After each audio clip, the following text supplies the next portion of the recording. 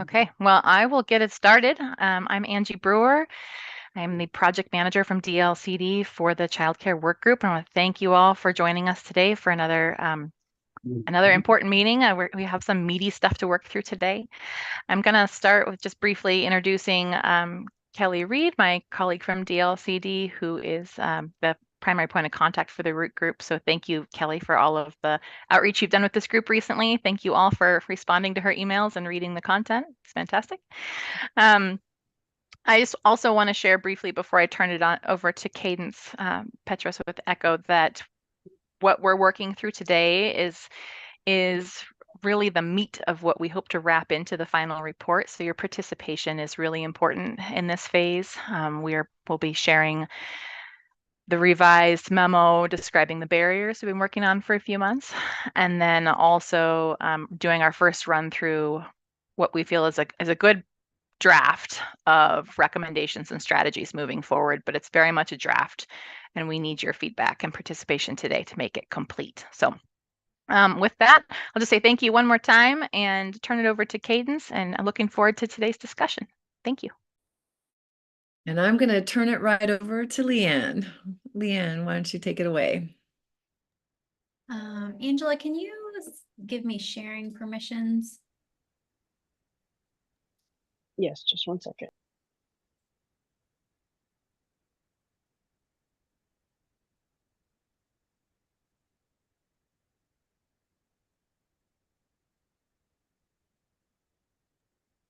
Yeah. You should be good now. All right. So to start out, we'll go over the project schedule very briefly. We'll discuss the major changes that we made to the barriers report, which I believe made it, the revised version, I think made it back into the packet this week. And then we'll go over the preliminary recommendations, stress on preliminary. So we'll be getting into the meat of what needs to be refined, what should be removed, what's missing entirely. And then we'll have a little workshop in breakout rooms to kind of workshop some of the details of those recommendations. And then as always, we'll do a report out from those breakout rooms and we'll go over next steps for the project. So here's project schedule you all have been seeing in each one of these meetings. So we're here at meeting number 3, our first look at recommendations. And then I know that Angie and Kelly maybe sent out a doodle poll earlier this week or late last week about moving that 4th meeting to September. We just want to give a little bit more time for engagement before we bring back the revised set of recommendations for you all to consider in September. So I think we'll release what the final date is for that shortly. And then meeting number 5, we'll go through the full draft report. And that'll be in early November. And then we'll have the final report due to the legislature on the 31st of December. So we'll just quickly touch on what we changed in the barriers report. So we spent a lot of time trying to clarify which agencies regulate the different building and facility requirements, and that's kind of related to DELC, Fire Marshal, and the Building Codes Division. We met with some folks last week, actually a couple times, I think, since this work group last met, to kind of clarify some of the language, make sure we're getting the details right. And then so yeah, again, some of that was the occupancy requirements. We made a lot of distinctions between the state and local requirements, so we're not confusing, who's regulating what, at what level. And then we added a new childcare provider case study. This one is located outside the UGB, which kind of surfaced a lot of different nuances that we've added throughout the report. We added context throughout relating to the differing definitions that kind of we've encountered at the different state agencies, building code, DLCD, specifically related to residential units, as well as DELC. And then we incorporated some of the jurisdiction survey findings that were mostly related to permitting and procedures and how applications are being processed at the local level across different jurisdictions. And I will turn it over to Cadence to start going over the recommendations. All right. Why don't you just sit here for a second, Leanne? I wanted to just add some context to the changes that we provided to the barriers report. And we'll offer that many of you touch many different parts of this system and have deep knowledge about components of it.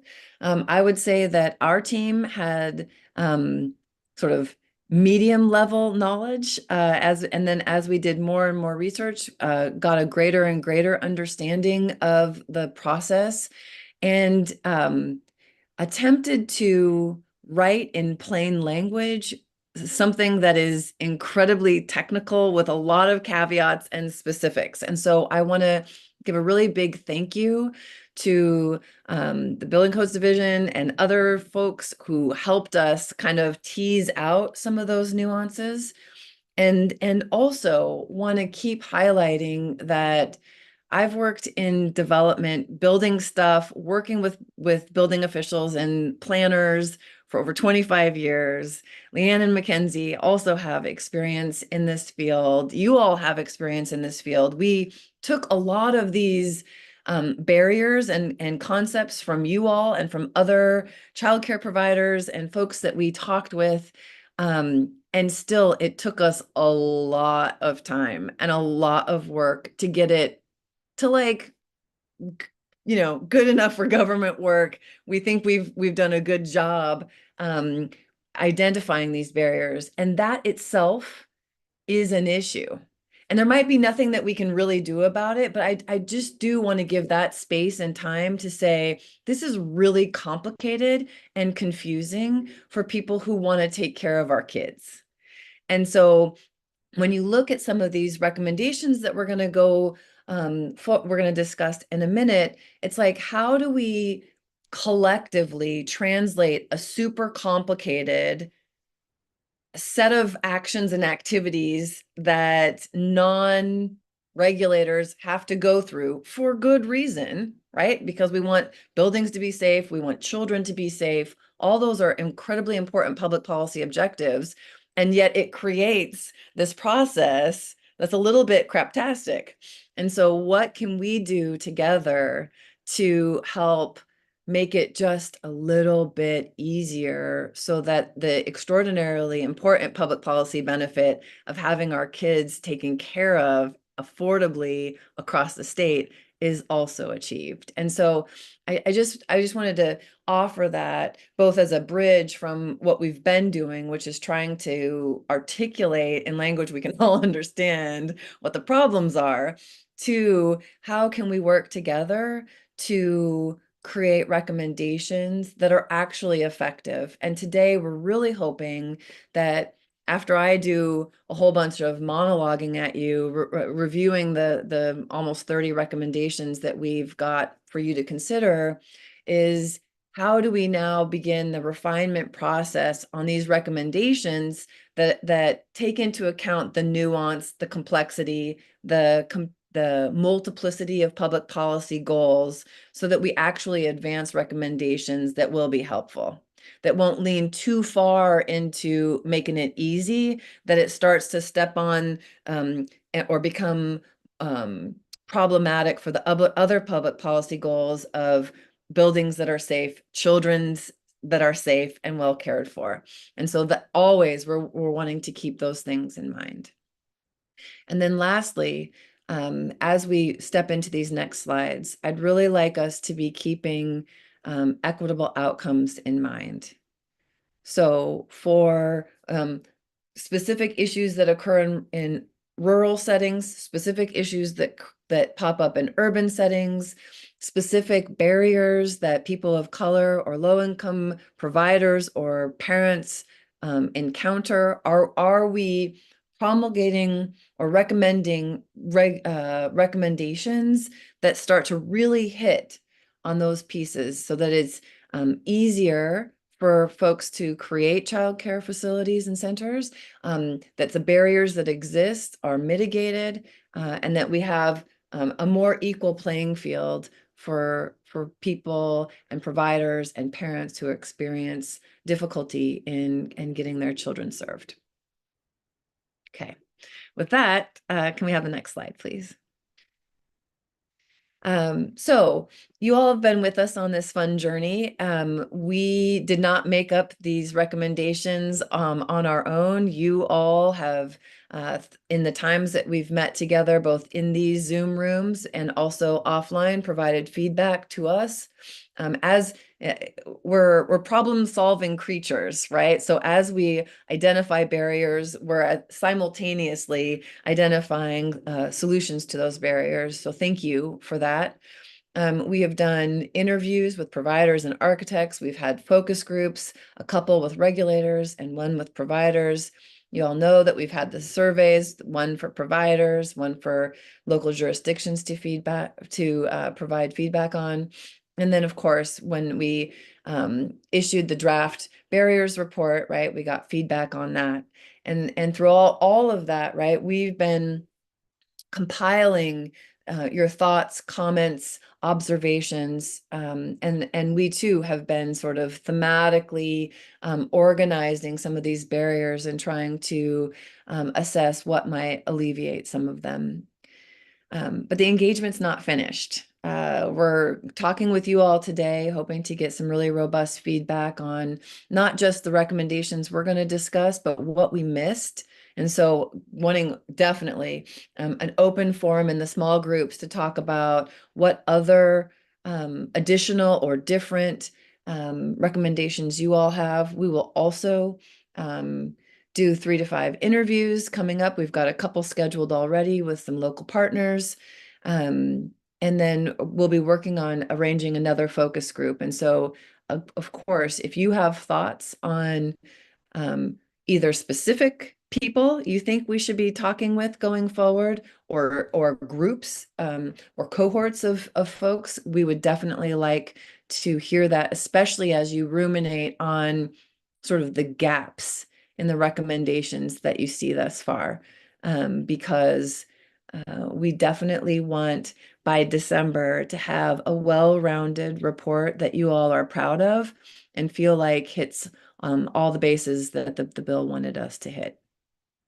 Okay, next slide, please. So you all have had a chance, I hope, to take a look at the draft matrix. We tried to organize this like sort of overwhelming amount of detail into a readable format. It starts with sort of the barrier that we're trying to address, what the preliminary recommendation is, some action steps, how, like what would we actually do, and then why are we doing it, right? And you can see here that there are a whole bunch of columns that aren't filled out yet, right? Because this is, you're in the sausage making factory part of the project, and so there's more work to be done. Who should be doing these things? And almost never will it be a single entity, right? I think part of what we have all learned together, one of the beauties of this work group, is that when all of our perspectives and minds are brought to a task, we're having a lot more rich outcome. And I think it is safe to say that will be true going forward for implementation of most of these recommendations, that there may be a lead agency or actor, but it will be in concert with others, so that the multiple perspectives and public policy goals are addressed as we're doing those things. And also, knowledge and skill. And then we also want to make sure that we are kind of keeping our eyes on these important nuances with urban, rural, and other equity considerations. And so we'll be kind of keeping a checklist of how specific recommendations might more particularly help or affect certain populations. And it is true probably that many of the recommendations will help across the board, but some might be more particularly advantageous or less advantageous to certain populations. And so we want to keep track of that as well. Okay.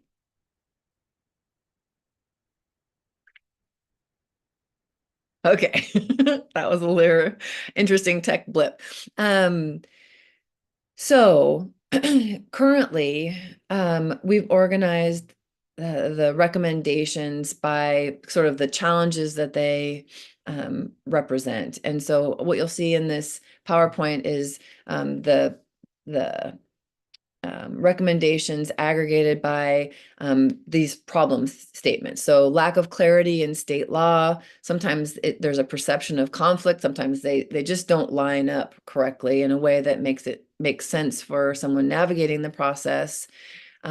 There's some inconsistency in the requirements and how they're administered locally.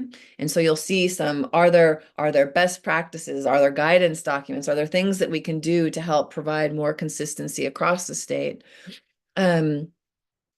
Sometimes we know the zoning and permitting process can be difficult for folks to navigate, and it's also expensive, can be unpredictable. And so, we've all heard 100 times that that people really like certainty, and that if it's uncertain, it's expensive, and it's also very time consuming. And so how can we build in more clarity sooner in the process? And sometimes, we all know that new details emerge later in the process. Some of that is unavoidable, but some of it I think is preventable when folks are armed with more information. And so what are the things that we can do to help make that so? And then sometimes there's regulatory requirements that would make what seems like an otherwise suitable site untenable. And so are there ways that we can flex in that to make a moderately good site actually a good site, a workable site for a childcare facility to be established? And then sometimes the scales of operation are challenging, and we can talk more about the recommendations for that as well. Okay, so here we go. We're going to dive in. But before I get started, I just want to pause for a second and see if there are any questions, thoughts, or concerns before we go into the discussion, recitation, essentially, of the 27 recommendations. One question I have is, like, as we figure out which ones of these recommendations to move forward with, assuming we can't move forward with all of them, at some point, I assume we'll have to look at kind of cost, effort, and impact in terms of prioritization. Do you anticipate, would that be like a meeting for kind of? Yeah, yes, and thank you for saying that. We absolutely want to hear more about how you think we should both organize and prioritize, and what additional detail you might want to see in that matrix. And if you've taken a look already, you'll notice that there definitely are some that are more sweeping changes, some are more tactical, maybe some are easier to implement, some are longer term, like if we have a long-term work group to talk about these issues. So yeah, understanding sort of cost, impact, timeline, I think all those might be good additional prioritization details. Okay, so jumping in. First, we have the first set, when there's a lack of clarity in the state law. Can we have some guidance on a couple state statutes for cities, so that they actually understand how to allow by right home-based care in residential areas? And then also this interesting interplay of rural areas and the requirements that are applicable to them, and how does that apply when trying to allow for residential childcare happen? We have noticed that there is inconsistency in how cities are doing that, and so just having some statewide guidance on how those can be implemented could be helpful.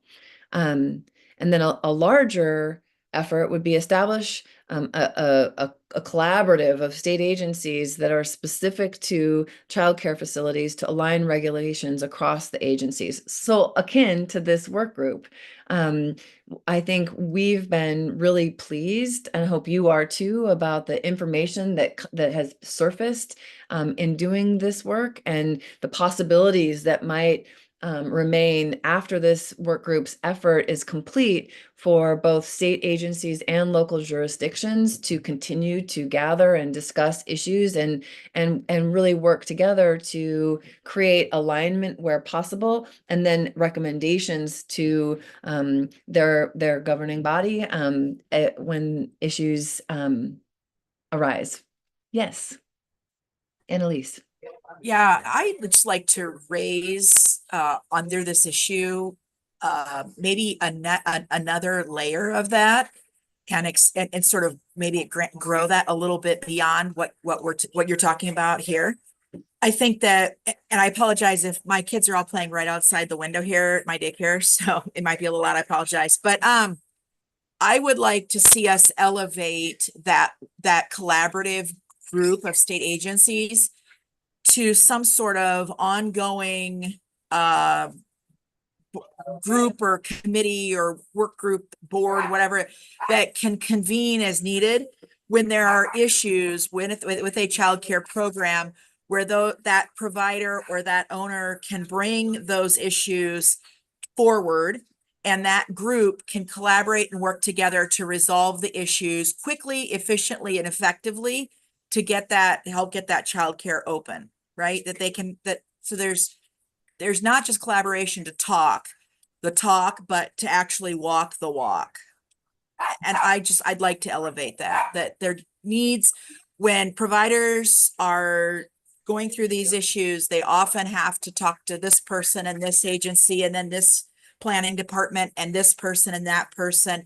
And this game of telephone that ensues is really what takes up the bulk of the time. And because the people can't come together and agree, I just want to elevate that there really should be an ongoing effort to have a centralized place where providers can go, and that group will just take the pieces, mediate the whole thing out, and fix it and resolve it. Thank you, Annalise. And this is exactly the kind of feedback that we're looking for today and going forward. And so we can, if you've got an immediate issue you want to elevate in the moment, that's great. There's also going to be a lot of time in small group. And so I hope you all are keeping notes and thoughts about different specific comments to specific recommendations. And then of course, where you see gaps, where they might be. Okay, next, yeah. So lack of consistency in zoning and permitting. So can we develop a model code for local jurisdictions, planning and building programs so that not all cities might opt in, but if they wanted to, they could? Could we also develop best practices that streamline local permitting process for childcare facilities? And so these are sort of what I would call low to mid-level effort activities, kind of not super sweeping stuff, but tactical options. And then here's a more bold one: permit childcare centers of a certain size by right in residential zones. Some of the planners might be going like this, but what would be the consequence if we did that? And what size might be right? So if y'all have thoughts about that, if your blood pressure just went, to the red zone, let's hear that too. But we want to make sure that there is a mix of actionable potential, but also aspirational recommendations. So let's have more conversation about that in the small group. Next slide. The process can be difficult to navigate, expensive, and unpredictable. I think we're going to have a few on this one. So allow childcare by right in existing residences in all zones, including resource zones, right? So this is some of what's happening in rural areas that's making it more difficult for childcare to be made available. Offer free or reduced cost pre-app meetings for eligible childcare provider applicants. This goes to the idea that having more information sooner is really important, and a lot of jurisdictions make available pre-apps.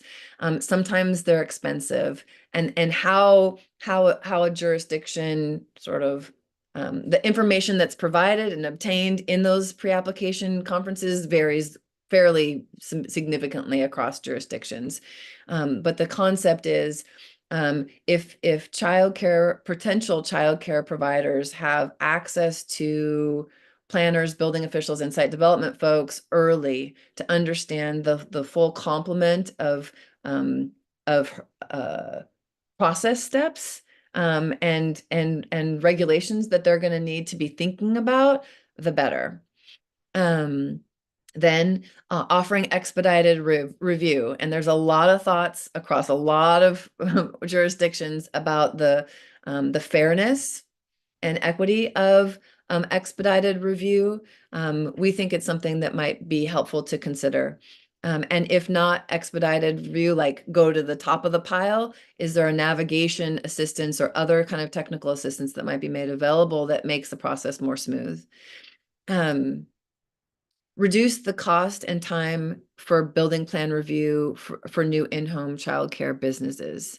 I think that's pretty self-explanatory. Offer waived or reduced permit fees for childcare facilities, including SDCs, when applied. We all know the importance of system development charge income for making sure we have a well-run infrastructure system. Nobody is discounting the importance of that. And we also know that SDCs and other fees can be really expensive for potential childcare facilities, particularly by low-income providers. And so are there circumstances where it makes sense to waive or backfill those SDCs for certain kinds of providers in certain situations? Next slide. Track and report average and medium permit timelines. Again, this is where you could have a lot of caveats and a lot of reasons why permit timelines can be longer. But I think that could be good information, regardless of whether it's because there's incomplete applications or drawings, right? Having an understanding of the average timeline can be helpful so that childcare providers can plan. Incorporate specific childcare policies into your city's comprehensive plan. First of all, data collection. Where are your childcare facilities? How many are there? What is your specific childcare desert experience in your city? And what policies and actions can you put into place in your comprehensive plan to address them? As far as we know, nobody has done this yet, but it would be interesting to know if you all know of any jurisdiction that has done this. Develop educational materials for providers that just talks about all the things, right? What are all the steps, all the regulations? And I'm certain Delk has some of this information. What more information can be provided? Can we make it jurisdiction specific? Because we know that the specific processes change at the local level, right? Just depending on which city you're in. Create a high-level step-by-step guidance document for establishing various types of childcare facilities. And I guess I'll add, and translate them. And translate them probably into multiple languages.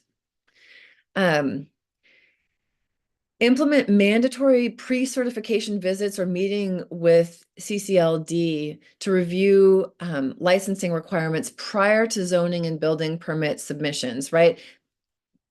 The information is there. It's not actually a matter of, well, sometimes it is, but like in general, if you can search for it, you can find all of the requirements. Part of the issue is making sure that childcare providers have the right information at the right time. We don't want them to enter into leases for buildings that they can't inhabit.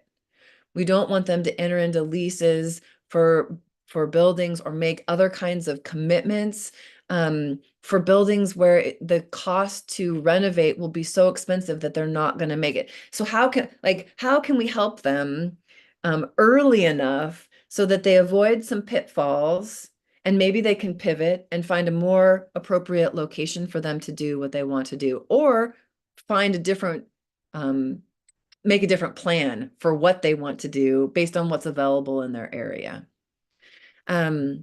Consider updating childcare licensing rules for where in-home childcare can occur to better align with building code terminology. This is really just an alignment of words. And then develop and implement a training program for childcare licensors on planning, zoning, and building permit processes. It's confusing. It's confusing for everybody. Can we make sure we're all on the same page and have good information that can be helpful to providers?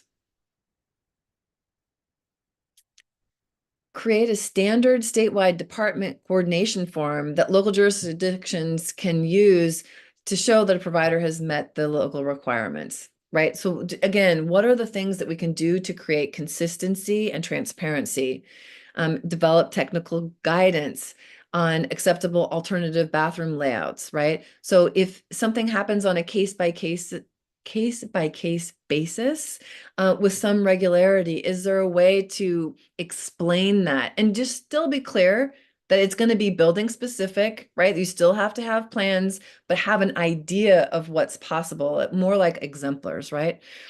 Can we develop clear guidance for local jurisdictions on when a change in occupancy is required and what the process will likely entail, so that providers understand this nuance, right? Because it can be a big impact, and if they know, then they can plan or they can pivot.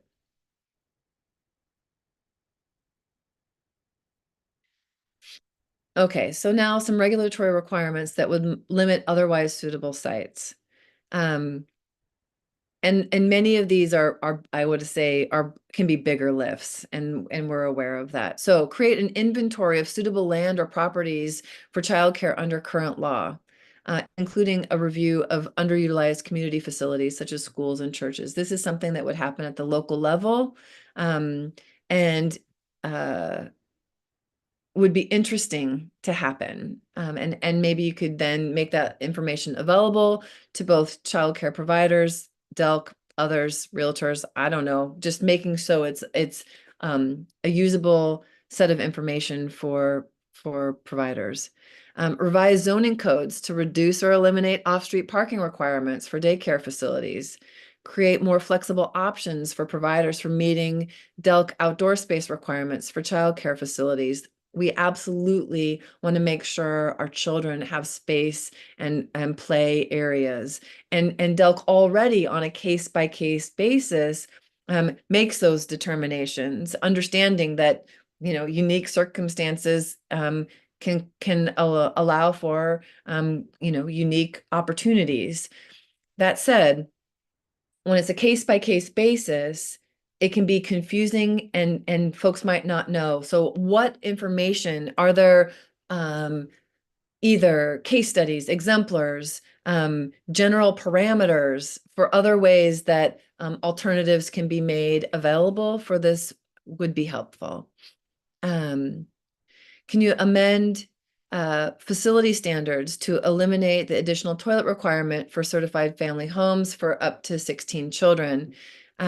Just wanting to be clear about what obviously putting in an additional toilet can be an expensive thing. Is it necessary? Are there ways of meeting the requirements so that kids have places to go, but still mitigate the barrier that putting in additional facilities can pose? And DELC is already considering this, we understand, and is thinking through the pros and cons of taking such an action. And then in rural areas that are on septic, oh, sorry, Annalise, go ahead. Well, I was just gonna say, our union met with DELC, and then we had a licensing, the licensing CF and RF licensing work group, had our last meeting. And our understanding at both meetings was that the second toilet was gonna be eliminated. Great. Hey, how So- awesome to So go, maybe we can just scratch that one off the list today. or just keep it on and note to the legislature, look, we're working so great together. We already did our own. Oh, even recommendations. better. Yeah. Even better. Yeah, thank you for that.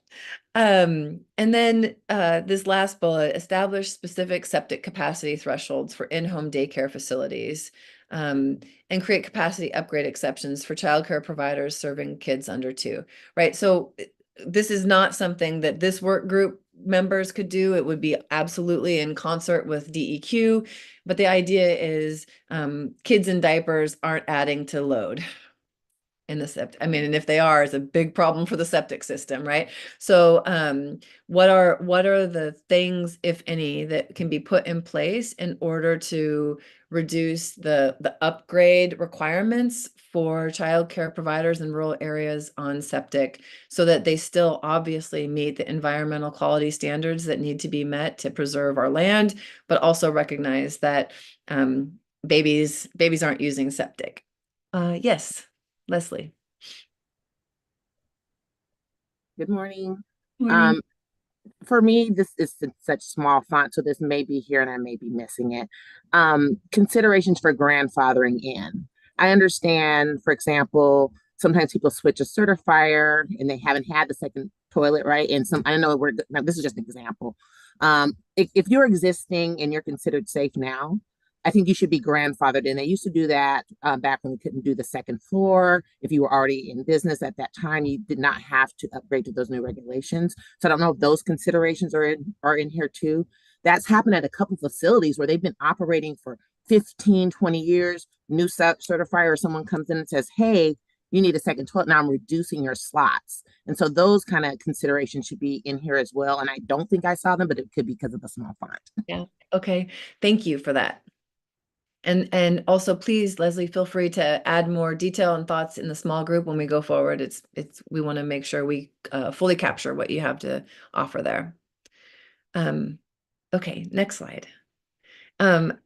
So revised regulations to allow certified family care homes to increase capacity if basic space requirements can be met. This is another one for open discussion, but 16, if there's more space and more staff to accommodate additional children, is it reasonable to increase that number to up to a certain additional number before you have to switch categories? Okay. Next slide. So now we want to just open up the forum in the large group for a few minutes to just see if you all have really clarifying questions about the existing barriers, and then we'll move into small group to give a lot of feedback about specific recommendations or additional recommendations. But we wanted to give the full group the chance to ask questions for the benefit of everyone else who may also have the same question.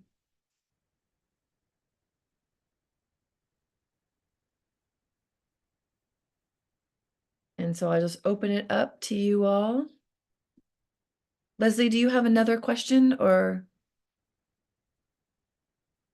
No, my hand is just stuck in there. Okay.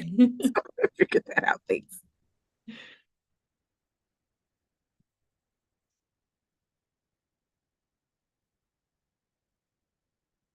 Super clear.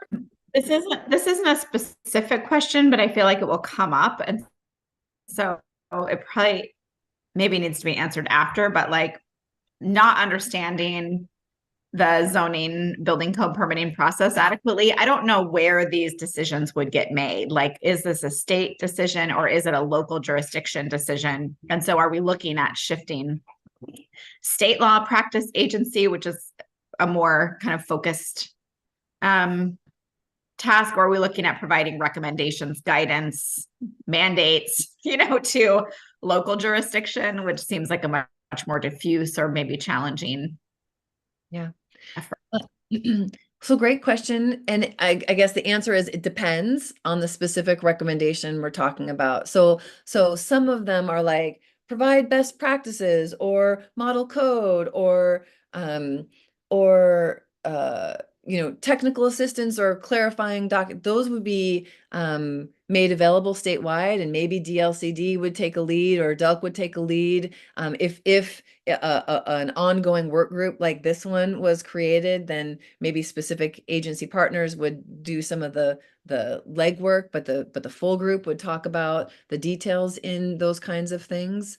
Those are just options. Some are like comprehensive plans. That's all at the local jurisdiction. And I think what an interesting question that you raise is, do we want to essentially expand that recommendation to say encourage local jurisdictions to make comprehensive plans that incorporate childcare? Do we want to strongly encourage? Do we want to mandate? Right? There's optionality there, and how firmly you want to move in that direction. And I'm sure work group partners would have lots of thoughts about that too, depending on the specific recommendation. And so, kind of, it would be helpful to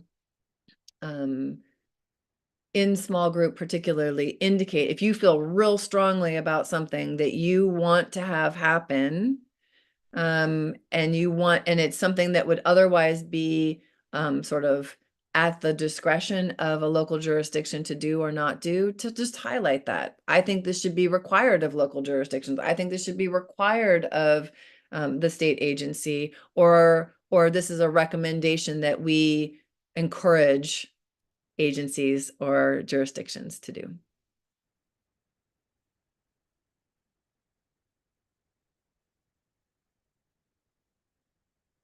Other questions or thoughts?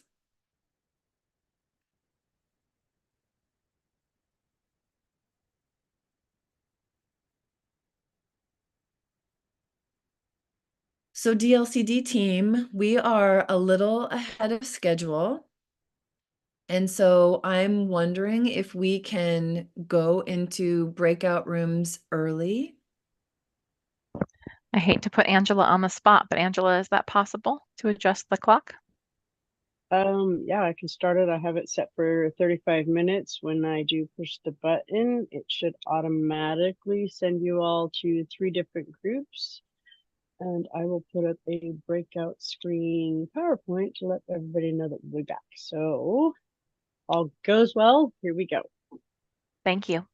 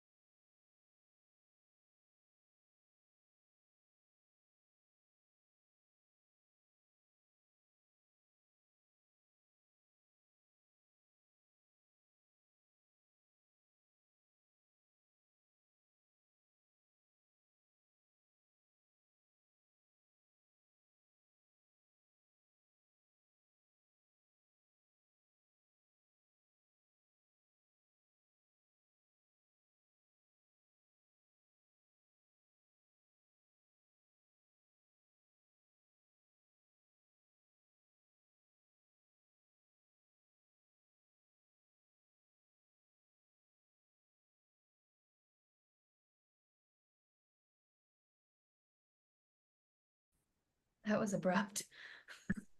I know. Hello, everybody. Welcome back. So I've got good news, bad news. The bad news is that was abrupt. And if you're like our group, we had more questions to consider. The good news is we have more time. And so I think maybe what we can do is start with a report out from each group, and then we'll have sort of an open discussion, and we can either focus on the questions that well, focus on whatever the group wants to. But we've got some discussion questions about equity and regional disparities. And again, I also like for space to provide additional or new recommendations that maybe weren't included or that don't get discussed in the report out. So why don't we start with group 1? Do we all know which groups we were in?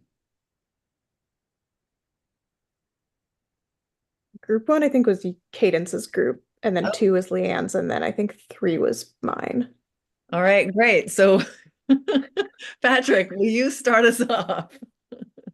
Patrick, I'm gonna drop the notes into the chat, but they're lengthy, so I apologize in advance.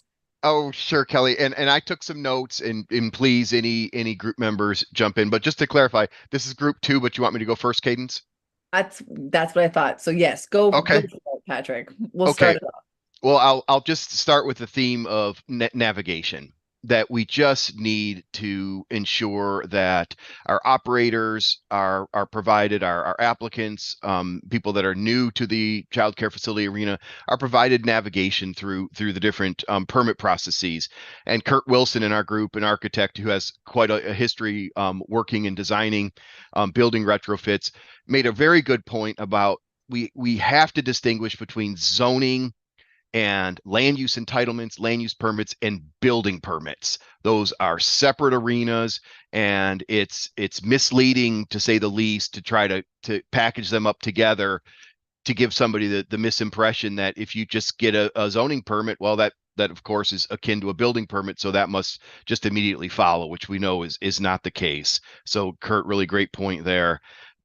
System development charge reductions, the discussion there, we all recognize the importance of SDCs.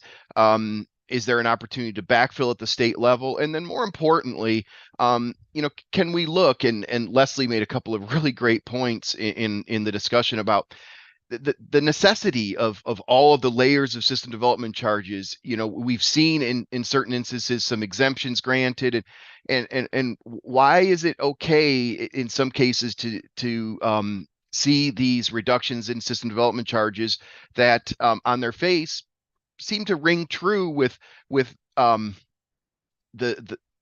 that they may be too expansive, that some of the system development charges they just might be expecting too much out of the impact that a child care facility rebuild might be accomplishing. Like, is that public good that SDCs are attempting to accomplish? Is it over the top? And I think that's a great conversation to dive into. Similarly, with like SDCs, expedited reviews. Well, what happens to those projects that aren't expedited? Well, they have more time.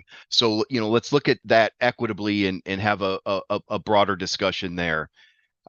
Build Up Oregon was mentioned. Some of the work that's going on in Multnomah County currently in regard to system development charges and navigation.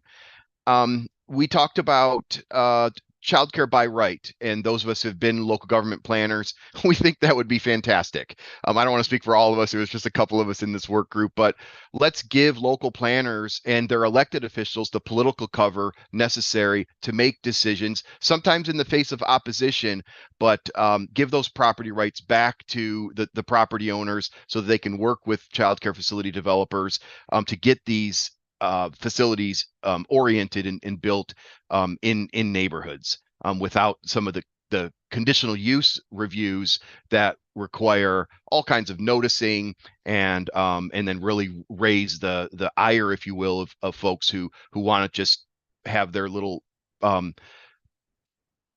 peaceful neighborhoods that are detached from other land use activities, and that's not reality. Our neighborhoods need to be active in many things other than just a place for people to sleep, a place for people to store their vehicles. Building capacity. So there's money maybe available for startups to get people started, but we need more follow through and return visits and support from agencies and other organizations to make sure that when facilities are started, that they can be sustained.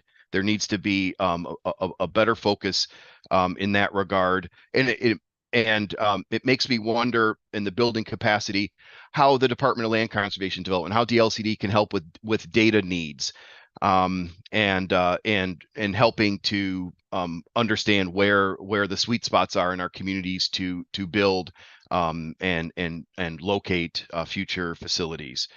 Grandfathering was mentioned.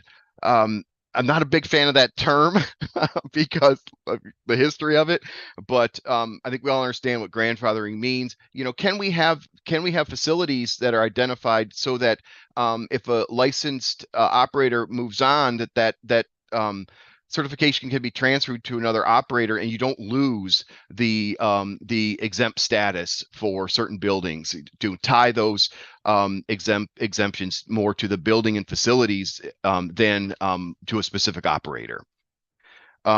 Infant and toddler age group was mentioned. The challenges there and the subsidies needed.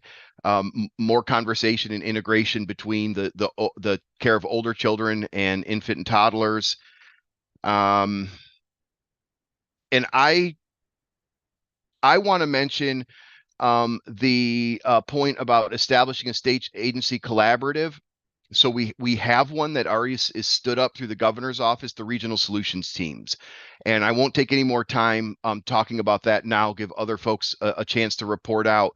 But let's be thinking about regional solutions teams that are stood up through the governor's office, coordinated through the governor's office, and have just reconstituted their advisory councils. Now would be a great time to have conversations about how can regional solutions teams that include us, that include DEQ, ODOT at their core. So you've got water quality experts, you've got transportation experts. You know, how could we fill a role to help facilitate pre-application discussions, to help when permits get stuck? And I'm just wondering if we might be able to have regular meetings with the regional solutions team with building codes and DELC. I think we could really do some good work together at the front end, and whether it's monthly or bi-monthly, regional solutions teams typically meet every other week, but it's meant to be a state agency collaborative of executive departments like ours and DEQ that report directly to the governor's office. But and Housing and Community Services is one of those 5 executive core groups as well. But it's meant to expand. It's meant to bring in other state agency partners as necessary. So just offer that we do have a state agency collaborative that's already going great guns. And ours, for example, our advisory council is led by the president of Oregon Coast Community College. So there's a great academia tie there for training and helping to sustain. Those are my notes. Kelly, I didn't even look at yours. So if I missed anything, Kelly or anybody else, please jump in. But really great conversation. It's just rich in dialogue and in information. Really appreciate it. Thank you. Well, Kaden, so I have a minute to add to that. I just wanted to make sure that we also reflect other things that we heard about, the infrastructure funding that's available, and that, you know, there's currently maybe 4 years worth of funding, you know, should that be more long-term? And then when providers do get funding, you know, do they have enough time to use it? Do they have enough support? And then, you know, is there follow-up with the providers who get those grant funds? And do we know, like, what kind of barriers they're facing to actually getting those dollars spent?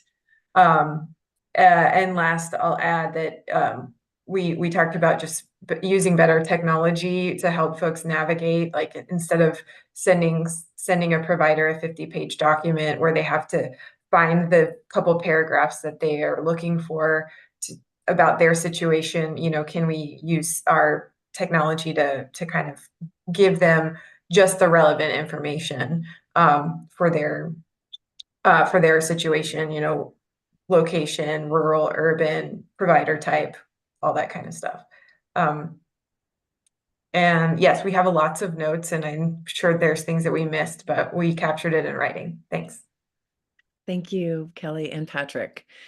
Who wants to go next? I think I'm group 2, and Angie and others in group 2, please jump in. So we talked a little bit about building code because there aren't as many recommendations in that arena, more in the permitting and zoning. But are hearing that we are generally, either meeting or less restrictive than kind of international recommendations and guidance. So it just might be there might not be a ton there, but wanted to raise that. And we did note that DELC statute requiring dwelling childcare to be allowable in any dwelling might be too open, such that DELC is saying yes to dwellings that other parts of the system might then say no to, which could cause kind of false starts, money, time wasted, et cetera. I think I understood that, Miriam, so correct if I'm not articulating it well. We got an example from a provider who shared she has been working for 4 years to get approval of a space, spent $11,000, finally got a zoning thumbs up, only to get a building code permitting thumbs down. So we just have to have more answers earlier upfront for providers. There was a lot of discussion about the by right zoning approach and potentially considering aligning with the 40 child requirement at DELC that allows the director of the program to be working in a classroom at the same time, that could be an opportunity for alignment across sectors to allow by right zoning of up to 40 children, recognizing NIMBYism, but also recognizing this requires like pretty still. Okay, sorry. I can hear. This requires pretty darn large property sizes to have 40 kids. It requires, we have an example of like a 100-unit apartment complex wanted to locate a childcare center, but they couldn't because they were in residential. So they were instead locating 2 home-based, 16 and 16. So just like, why these hoops? They don't make any sense. There was conversations about making sure this work talks back and forth with the micro center pilot effort. So we make sure that the recommendations coming out of each hopefully ultimately end up aligning or at least learning from each other. They're on a slightly delayed timeline from us. And removing the residency requirement for home occupations for childcare, so that a residential space could occupy as a childcare without having someone have to live in that space. And then in terms of priorities, a couple things came up that I wanted to highlight. One being that we urgently need our licensors and city and county folks in particular to have clear guidance on interpreting kind of laws in place. That seems like something that could happen more quickly and definitely feels like it would be impactful and needed. It doesn't require like change to state law or anything like that. And we also need we talked about like the current forms that are being used to communicate between DELC and city county are not necessarily effectively fostering the communication that we need, and like updating a form to be better in that way shouldn't take forever and could be really useful. The final thing I was noting, just as we were going into the conversation, it feels like rural as a general rule is just very different than urban, and that more of our processes and communications and rules may be a little bit more designed for urban than rural. And so rural may be running into more of these challenges unnecessarily. So others in my group, please fill in if there are things that. I think you covered it well. Thank you. I defer to the rest of the group. Yeah, I thought that was very thorough. I agree. Thank you. Okay, next team. All right, so that's me reporting for group 3. So on the recommendations list, just things that people wanted to add or change. The first thing that was discussed was just trying to get more consistency around language and terms across different levels of jurisdiction. And so that relates to fire safety, for example. There's differences in the names of different fire service, like inspector versus official. And so that kind of changes just the meaning of things there. And then the other place where more language consistency should be developed is just around the childcare licensing. So there's different types of names you can have for different like home-based providers or family centers. So it just gets kind of confusing when you don't have consistent language around that. So that was one big suggestion that came out. Another one was around producing a mapping system to better see where child care facilities are and where there might be gaps. We also discussed helping local governments structure a better like customer funnel to expedite the process of just helping people who are interested in establishing a child care facility. And then some mention of providing more like training and information for people who are interested in starting a child care facility. And then, sorry, I have really detailed notes here. So, something else that came up was, for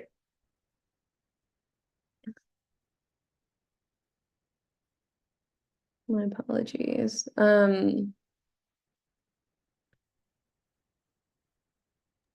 Sorry. Okay. So for the prioritization of recommendations, we discussed there were several different opinions.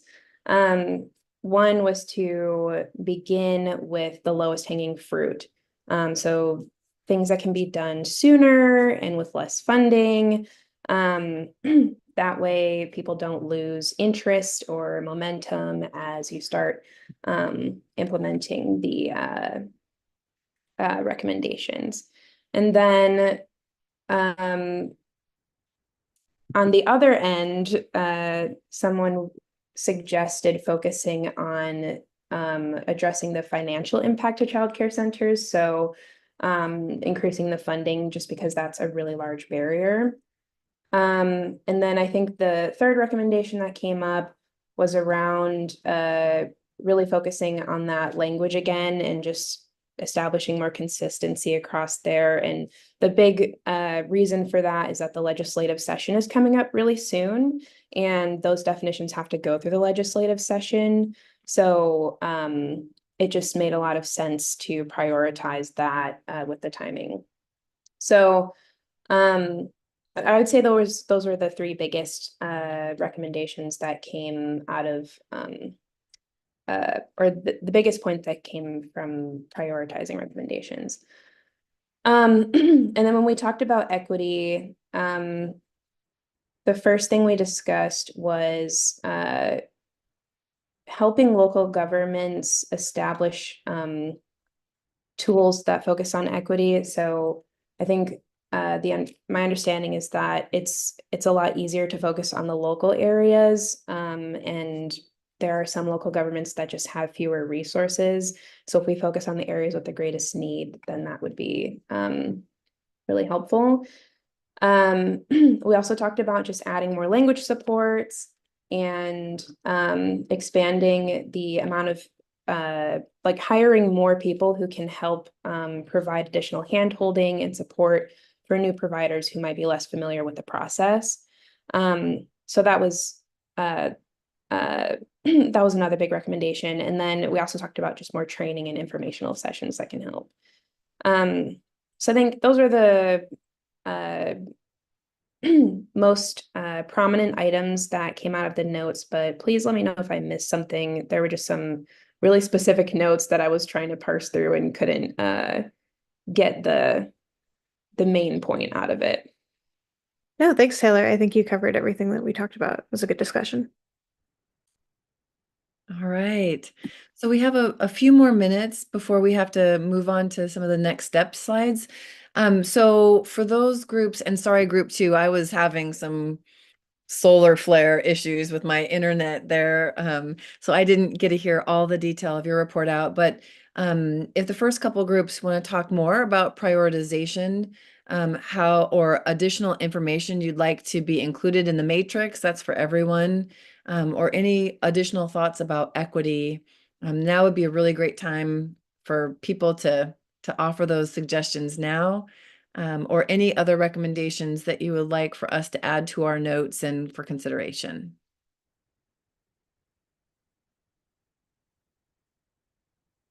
Are there any that you feel like must be elevated? That if the legislature only picked one thing to either mandate, fund, or encourage state agencies to encourage local jurisdictions or mandate that folks do, what is there one thing that you would really want to be emphasized as important?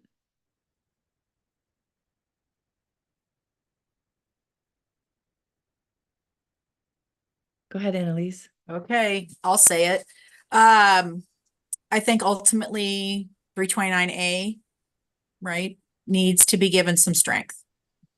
That local government and quite frankly, private local HOAs cannot stop family childcare programs if there is a home, a residential setting, and someone wants to do a family childcare there, then every state and local government entity ought to move mountains to make that happen. Stop the barriers, stop the BS. And it's not everyone, but in particular, I'm going to go back to Lane County. If you want to be difficult and for whatever reason you are stopping family childcare programs in their tracks for whatever reason you believe is good and just and you find under God, there ought to be consequences for that. So licensing should be the ultimate authority, and local government, planning, zoning, all of those other things need to figure out how to make that happen, right? And ultimately that should be what we are doing, right? If it's a house, if it's a residential property, licensed family childcare, the state 329A says that licensed family childcare can go in there, period. Okay. Thank you, Annalise.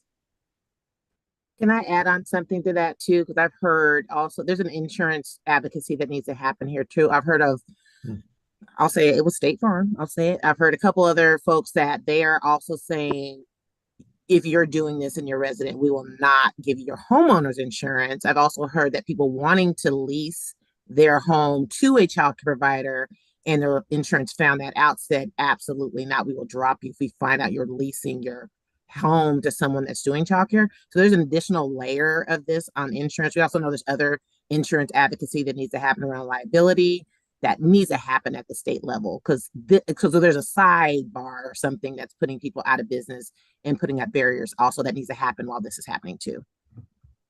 Yeah, thank you for that, Leslie. That add-on is important. We're seeing that in multiple industries in multiple ways where insurance requirements, right? We must have it, but we cannot get it. So there's a fundamental disconnect. Or if in order to get it, the cost burden is pretty significant. So thank you for raising that here in this context.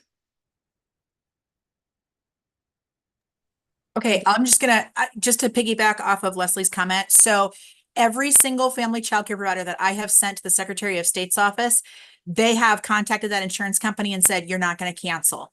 and have stopped that because the law says that you cannot, the law in Oregon is if you are selling homeowners insurance, you cannot stop it. You can't fail to issue a policy, and you cannot cancel a policy, and you cannot not renew a policy based upon family childcare. Now they'll come up with other reasons, but they will have to extend that policy for a year, or they'll have to start that policy, and then they'll notify the provider that they're going to cancel in a year. But that gives people time.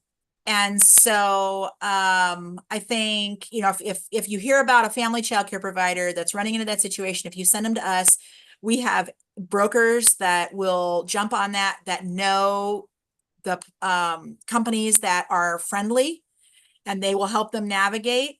So if you hear about a family childcare provider that's having problems with their homeowners insurance or their renters insurance, if they contact our union, we can put them in touch with people who can help them within 24 hours. And we'll also get them going with the Secretary of State's office and the insurance consumer complaint.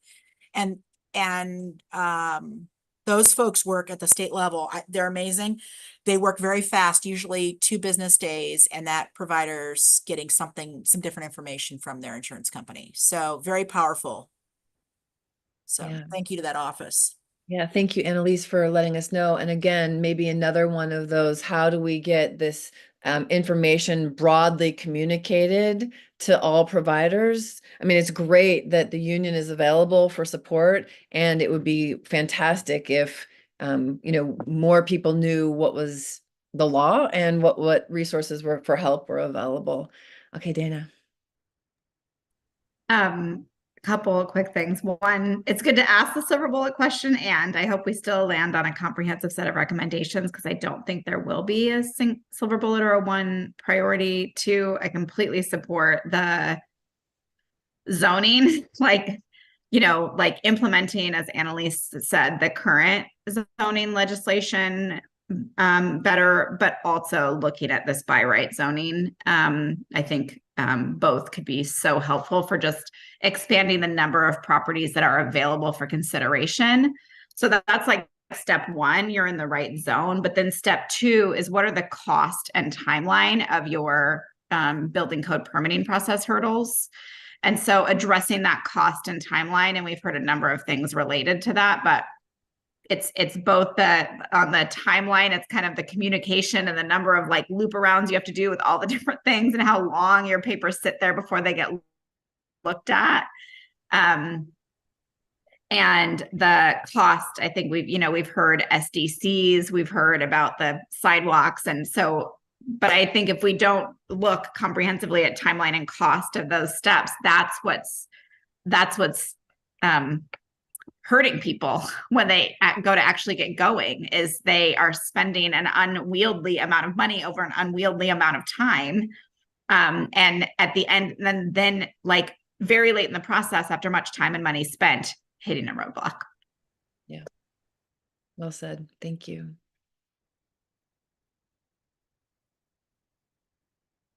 What else? And you're absolutely right. There's no silver bullet. I asked the question mostly to get you all fired up to be thinking about prioritization, what rises to the top for you. We've heard multiple times sort of childcare by right in residential areas as something to swing for the fences on.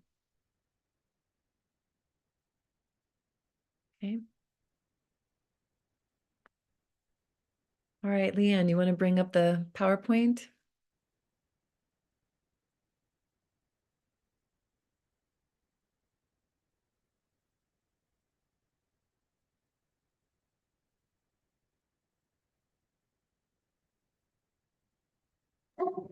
You see that?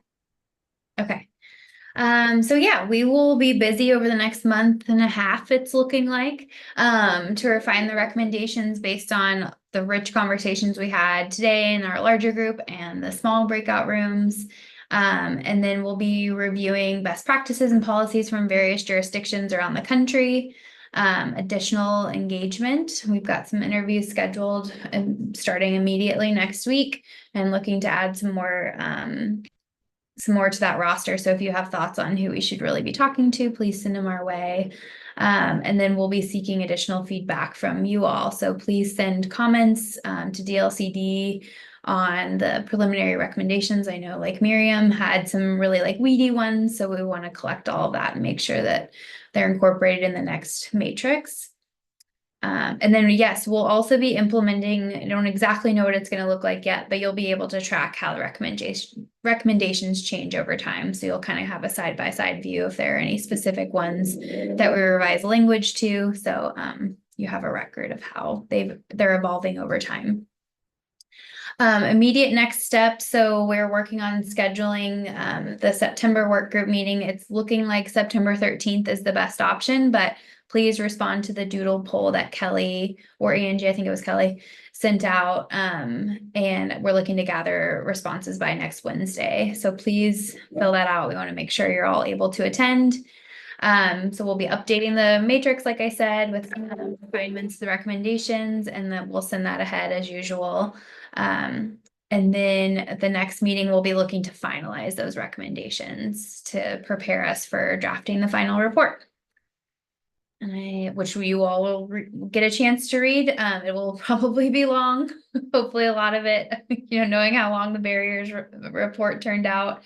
But yeah, we'll be sending that ahead of the November meeting. I think that's it. Yep. All right. Thank you so much, everybody.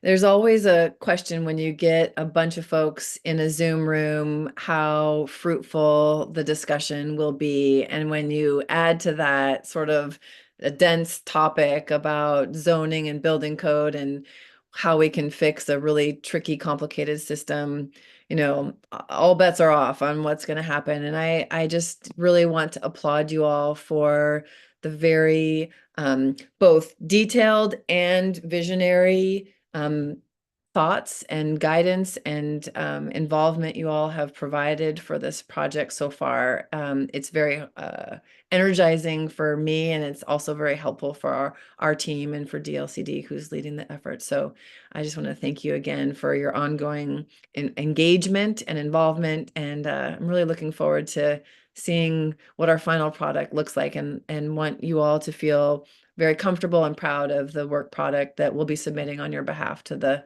legislature. Angie.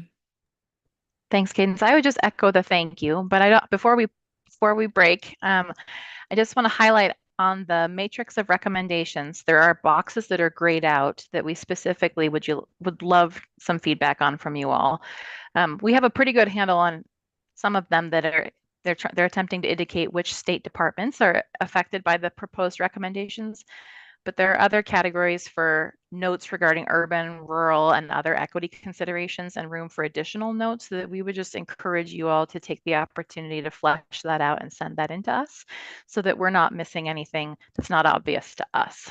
We had that partially filled out in a prior draft ready to send out to you all, but we decided to pull it all out to make sure that we weren't making any assumptions in what we shared out. So if you have information to add to those columns, please feel free to send them to me or Kelly at your convenience, and we'll get it all plugged in, because the goal is to have a fleshed out version by the next time you see it. So thank you. And thank you for the time. It's a beautiful day. Hopefully you're not having smoky conditions, and enjoying your summer so far. You guys are all wonderful. Yeah. All right. Unless there are questions or parting thoughts, that's it from us, and hope you all have a great weekend. All right. Thank you, guys. Bye.